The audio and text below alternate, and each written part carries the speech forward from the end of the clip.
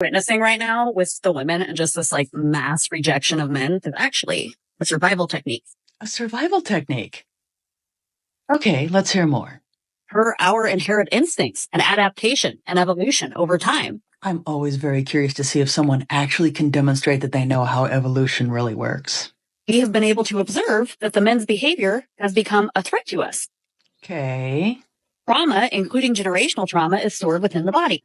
Interesting. But continue. One could argue that men have always been a threat and a danger to women. It's true. I'm sure that this is going somewhere. I hope.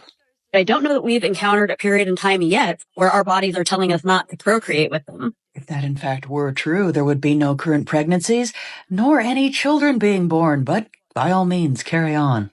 We as a whole gender are recognizing that that specific group in our species is diseased. One individual should really not speak for an entire gender.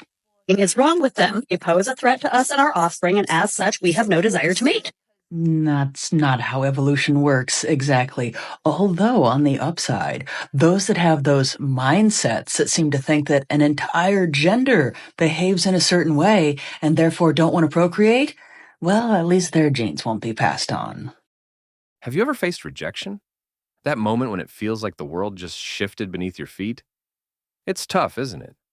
But what if I told you that rejection could actually be the best thing that ever happened to you? In today's video, we're going to explore a powerful story of growth and resilience. A woman faces rejection, but instead of letting it define her, she uses it as fuel to build an even stronger life. Stick around, because this journey might just change the way you look at challenges forever. The rejection that sparks growth. Imagine this. You're thriving in life, successful, confident, and admired. But then, unexpectedly, rejection hits. It could be a romantic situation, a job offer, or even a social setback. At first, it stings, and it feels like everything is falling apart. But here's the thing, that initial pain, it's just the beginning of something new. Rejection doesn't have to be the end. It can be the beginning of a much bigger story. Instead of letting it break her, our protagonist realized that rejection wasn't a reflection of her worth. It was simply a sign that there was room to grow, to evolve, and to shift her energy into something even more meaningful. It was the universe's way of saying, there's a better path ahead. Ever had a setback that seemed impossible at the time, but later you realized it was the best thing that happened to you? Sometimes we just need a little perspective shift to see the opportunity within the challenge. She knew this moment could either define her or refine her, and she chose to let it refine her, harnessing the power of resilience. Now, here's where things get really exciting. Rejection is a doorway to new possibilities, and our protagonist quickly realized this. Instead of dwelling on what went wrong, she focused on what she could control, her response. And this is where the magic happened. She started using that rejection as rocket fuel for her personal growth. She put in the work. She doubled down on self-improvement. Her rejection became a motivator, not something that broke her spirit, but something that sharpened it. Each day, she took a step forward, knowing that every challenge was an opportunity in disguise. Honestly, if rejection had a fan club, she'd be the president. But, in all seriousness, turning setbacks into comebacks is where the true power lies. It's all about how you bounce back. Instead of feeling defeated, she focused on making herself stronger, more resilient, and more capable of handling whatever life threw at her. The confidence she built during this time was nothing short of inspiring. The ultimate transformation, a new beginning. Here's the beautiful part of the story. What seemed like a setback actually became the turning point for her. The more she invested in herself, the more she realized that rejection wasn't personal. It was simply redirection. She found new opportunities, new connections, and an entirely new sense of purpose. By embracing the lessons from the rejection, she unlocked her potential. Her journey wasn't just about bouncing back. It was about moving forward with more wisdom, more clarity, and more peace. This story is a testament to the fact that setbacks don't last forever. They're temporary.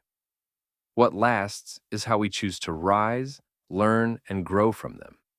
She didn't just recover, she thrived. And so can you. So, what can you learn from rejection? And how can you turn your own challenges into a stepping stone for success? Keep watching because the answers might be just what you need to hear today. Resolution: the power of choice.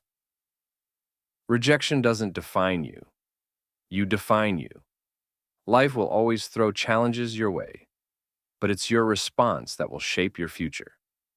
Embrace rejection as a powerful tool for growth and turn every setback into a new opportunity. Remember, peace and success come not from avoiding difficulties, but from how you handle them. So, if you're facing rejection or any kind of setback, know that you have everything you need within you to turn it into something beautiful. The next chapter of your story is yours to write. Conclusion: if this story inspired you, you're going to love my next video on dating advice. It's filled with empowering tips that will help you navigate relationships with confidence and wisdom. Click on the video to keep learning how to make wise, empowered decisions that will bring peace and success into your life. Thanks for watching, and remember, every challenge is an opportunity in disguise.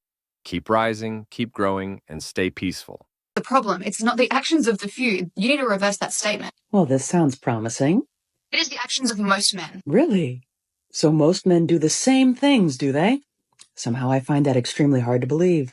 Most men. There are very few that do not act this way. Which way? Pointing out illogical? Should I go so far as to say even irrational behavior of blaming the many on the actions of the few?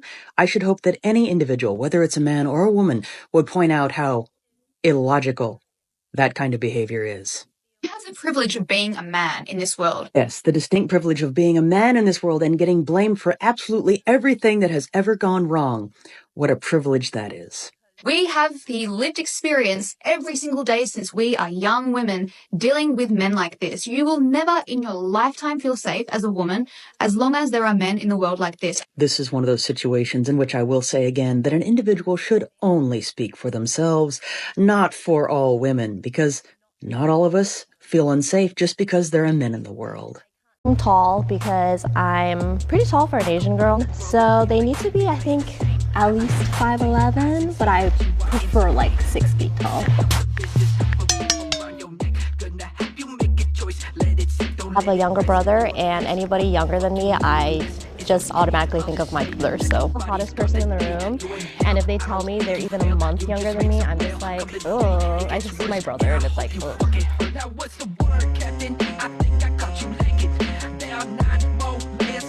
You're gonna be single for a while. She belongs to the street. And that wraps up today's episode of Manosphere Daily. If you enjoyed the content, give it a like. Be sure to subscribe and hit the notification bell so you're notified as soon as a new video is out. Share your thoughts in the comments below. See you all tomorrow.